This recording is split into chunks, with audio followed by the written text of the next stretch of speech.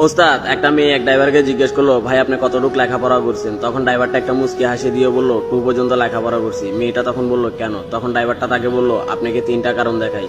এক, কি হতো ওই 17 বছর লেখাপড়া করে, যেখানে 17 বছর লেখাপড়া শেষ করে একটা চাকরির জন্য গেলে বলতো কি অভিজ্ঞতা আছে চাকরি, যদি কোনো অভিজ্ঞতা না থাকে তাহলে চা নাস্তার জন্য 5 লাখ টাকা দিলেই চাকরি হয়ে যাবে।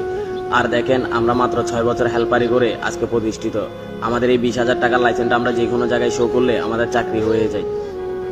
17 বছর লেখাপড়া শেষ করে ভালোবাসার মানুষটাকে বিয়ে করতে গেলে মেয়েটার মা বলতো, বাবা আগে প্রতিষ্ঠিত হও, তারপর আমার মেয়েকে বিয়ে করার চিন্তা করো। আমি প্রতিষ্ঠিত হওয়ার আগেই দেখা যেত কোনো প্রতিষ্ঠিতওয়ালা ছেলে তাকে বিয়ে করে নিয়ে চলে যেত। আলহামদুলিল্লাহ, আজ আমি একটা কর্ম শিখে আমি কিছুটা প্রতিষ্ঠিত। 3, 2 টাকার ছিঁড়া নোট আর ওই সার্টিফিকেটের মধ্যে কি পার্থক্য আছে? যেখানে 17 বছর লেখাপড়া শেষ করে চাকরির অফার আসে, 12,000 টাকা স্যালারি, 8টা থেকে 8টা 12 ঘন্টা ডিউটি। আর দেখেন, আমরা সামান্য এই ড্রাইভারে শিখে প্রতি মাসে 30 থেকে 40,000 টাকা ইনকাম করি। আজ আমরা মোটামুটি কিছুটা প্রতিষ্ঠিত। তাহলে কি লাভ হতো ওই 17 বছর লেখাপড়া করে? এইসব কথা শুনে তখন মেয়েটার চোখে অশ্রু টলমল করতেছিল। তখন ড্রাইভারটা একটা মুচকি হাসি দিয়ে বলল, এবার বুঝছেন আমরা কেন লেখাপড়া করিনি?